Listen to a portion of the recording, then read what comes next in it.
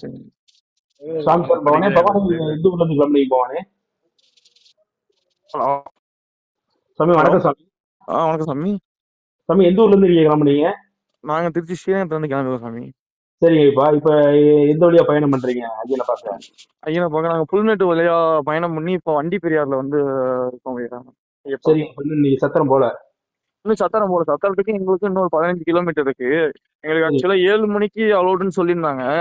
சரிங்கப்பா. இங்க மேல வந்து கிரௌட் அதிகமா இருக்கிறதுனால எங்களை வந்து இங்க வண்டி பெரியார்லயே வந்து ஸ்டாப் பண்ணிட்டாங்க. ஸ்டாப் சரிங்கப்பா. பண்ணிட்டு 9 மணிக்கு வாங்க அப்படின்னு சொல்லியிருக்காங்க. ஓ, சத்திரத்துக்கு போறதுக்கு முன்னாடி உங்களை வண்டி பிரியாணி லாக் பண்றாங்க. ஆமா, வண்டி பெரியாரே லாக் பண்ணிட்டாங்க. டூ வீலர் கூட அலோடு இல்ல. டூ வீலர் எதுக்குமே. ஜீப் எதுவுமே அலோடு இல்ல.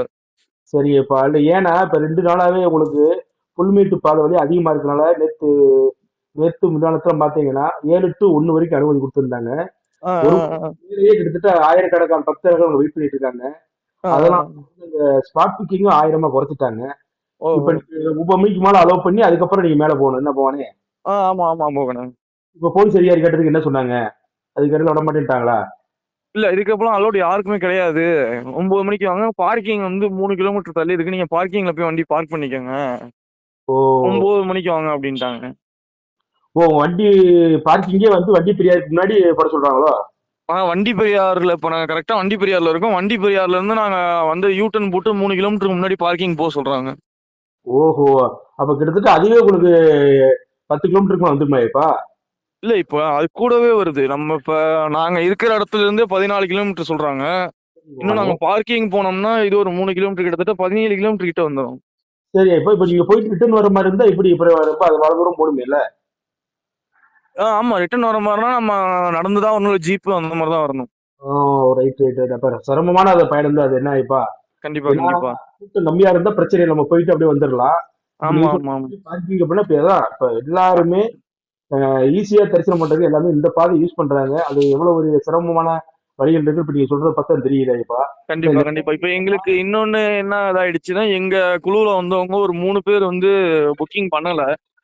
இப்ப சரிங்க போவாங்க. எங்களுக்கு வந்து புக்கிங் இங்க ஓகே ஆகுமா இல்ல நாங்க நிலக்கல் தான் போகணுமா இல்ல பம்பா போகணுமான்னு தெரியாம நாங்க இப்ப கன்ஃபியூஸ் ஆகி நிக்கிறோம்.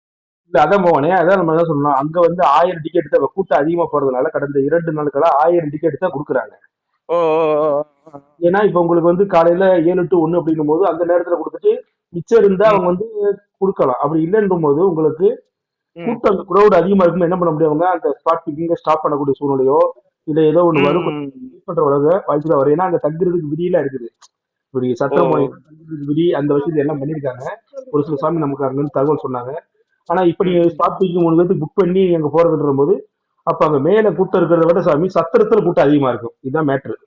ஏன்னா கண்டிப்பா கண்டிப்பா. நேற்று கூட்டம் இல்ல, இன்னைக்கு காலையில ஓரளவுக்கு க்ரௌட் இருக்குது. கண்டிப்பா ஏன்னா கண்டிப்பா.